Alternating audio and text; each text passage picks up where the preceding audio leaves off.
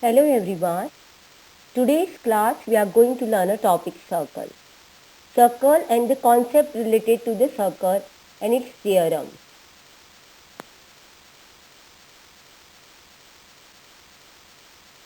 Let us define a circle.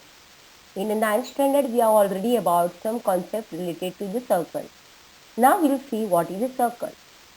A circle is defined as set of all those points in a plane which is at a given constant distance from a given fixed point in the same plane. And the fixed point is called the center of a circle, and the given constant distance is called the radius of a circle. Now in this figure, a circle is given with a center O. P is a point on a circle. So there are infinite points on the circle, on this border. But distance from center to that circumference, we call that border as a circumference.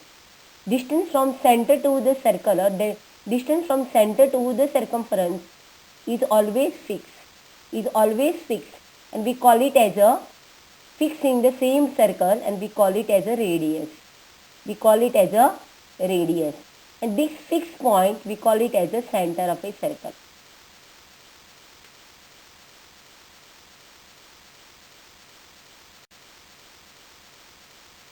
Can you see in this figure? Now let's see what is the chord of a circle. Can you see in this figure? 2 points C and D both are on the circle and we have joined it. Now another point A and B are on the circle and we have joined it. So any 2 points on the circle, if we try to join, we'll get a line segment. And that line segment is called a chord of a circle. Any 2 points on the circle, if we try to join, we'll get a line segment, and that line segment is called a chord of a circle. Here a C and D are the 2 points, and we try to join it. We'll get a chord which is passing through the center, and this chord is the largest chord. This chord is the largest chord, and we call it as a diameter. Now we can draw many chords passing through the center, and the chord which passing through the center of a circle, we call it as a diameter. Remember, we have to remember the condition that chord must pass through the center, then only we will call it as a diameter. Now remember, diameter is twice the radius. Suppose I have considered this as a O, OD and OC. OD is radius and OC is also radius. So OC equals to OD. So I can say radius OC equals to radius OD. So both R and R will be 2R. So diameter is 2 times the radius. Now AB is also another chord.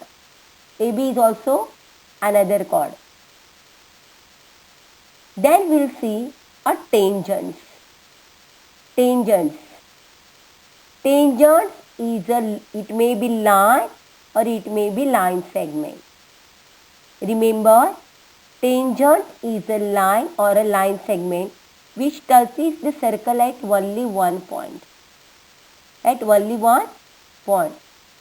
this figure, can you see a point P here? It is marked as here, and we mark it and name it as a point P. Through point P, we can draw only one tangent line which touches the circle at point P. Then, in second, AB is a line segment. Which touches the circle at this point. So we can say tangents are both line or a line segment. The condition is that it touches the circle at only one point. Now see here, suppose I have taken a circle and I have taken one point on the circle, then we'll get only one tangent. And if I have taken a circle and a point outside it. Circle and point outside it. If I try to join a tangent, then I will get through the external point I can draw only two tangents to a circle. From an external point I can draw only two tangents to the circle.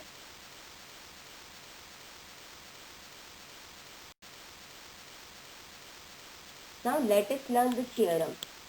What this theorem states? The tangent at any point of a circle is perpendicular to the radius through the point of contact. Now let us see, first we will see what is point of contact with respect to this figure. Now in this figure, AB is a tangent line which intersects the circle at point P, and O is the center of a circle, so definitely OP will be the radius. If OP is a radius, AB is a tangent, both intersect at the point P, so this point we call it as a point of contact. This point we call that point P, we call it as a point of contact. And always remember that radius and tangent are perpendicular at point of contact. So definitely angle OPB will be 90 degrees. Angle OPB will be 90 degrees. So here we got triangle OPQ as a right triangle. Now based on this theorem, we have to solve some problem. Now let us take one example. The length of a tangent from a point A at a distance of 5 cm from the center of a circle is 4 cm. Find the radius of a circle. Just I have read this problem, so let us analyze. What is given? The length of the tangent from point A. From point A at a distance of 5 from center, it implies that length OA is a 5 cm. From center to point A is a 5 cm. And the length of the tangent is 4 cm. So definitely AT will be 4 cm. And we want to find OT. We want to find radius means we want to find OT. Remember, here AT is a tangent line, OT is a radius, so T will be the point of contact. So definitely we'll get an angle OTA as a 90 degree. So OTA is a right triangle.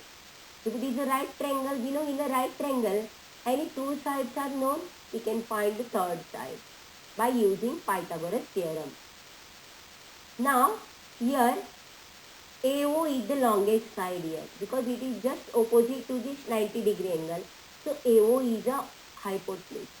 So we'll state a right hypotenuse, this Pythagoras theorem, that is hypotenuse square is equals to base square plus height square. Now in this figure, AO is a hypotenuse, so I will put AO square plus is equals to AT square plus OT square. Then what we'll do, we'll put the values. OT square we'll put as OT because we want to find it. It is unknown to us. AT we know that. We have analyzed that AT as a 4 cm. So in place of AT I will put 4. And OA we have got as a 5 cm. Now OT square plus 4 square is a 16 and 5 square is a 25. So OT square is equals to 25. This plus 16 will be minus 16. So 25 minus 16 will get a 9. So if OT square is a 9, then OT we have to take root of 9. That is root of 9 is 3. So we got here OT as a 3. So therefore the radius is 3 cm. The radius is 3 cm. Now let us learn the theorem, second theorem related to the circle. Now what this theorem states? The length of tangent drawn from an external point to a circle are equal. So this theorem we will prove, that is the length of the tangent from an external point to a circle are equal. And we know from an external point we can draw only two tangents to a circle.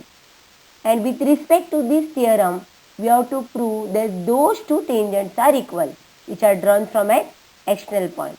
So That this theorem will prove with the help of a figure.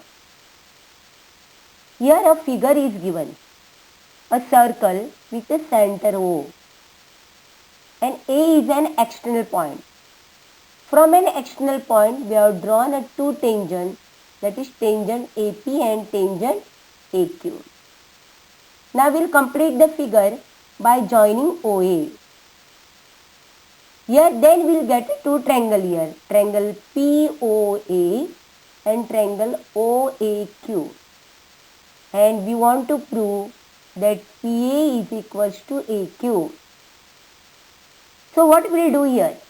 To prove PA is equals to AQ, that is tangent PA is equals to tangent AQ, we'll consider the two triangles, that is triangle POA and triangle OAQ. Now can you see, we have to apply the congruency criteria here. So first we'll see what parts we are getting equal here to apply congruency criteria. Here we are getting OP is equals to OQ. We know both are the radius of a same circle. So I will write OP is equals to OQ because they are the radius of a circle. Then can you see OA is a common side for both the triangle, that is triangle OPA and triangle OAQ. OA is a common side. So both common side means it is a equal. So I will write OA is equals to OA. Then we have seen in the first theorem that radius of a circle is perpendicular to the tangent at point of contact, or we can say angle between radius and tangent is always 90 degrees. Here OP is a radius, PA is a tangent. So at point P, angle OPA will be 90 degrees. Similarly, angle OQA is also on 90 degrees. So we can say, because of that we can write angle OPA equals to angle OQA.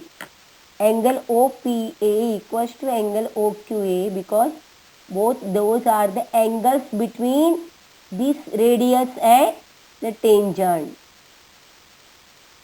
So here we got right triangle. Both triangles are now right triangle. And we know in a right triangle, if hypotenuse are equal and one of the side, another side is equal, then the triangles are congruent by RHS test, means right angle hypotenuse side test. So both the triangle OPA and triangle OQA are congruent by RHS test. So if we have proved the triangles are congruent, so definitely AP equals to AQ, or I can say AP equals to AQ. Both are equal because they are the corresponding parts of congruent triangle. So I will write it as in short way CP, CT. So hence we have proved PA equals to AQ.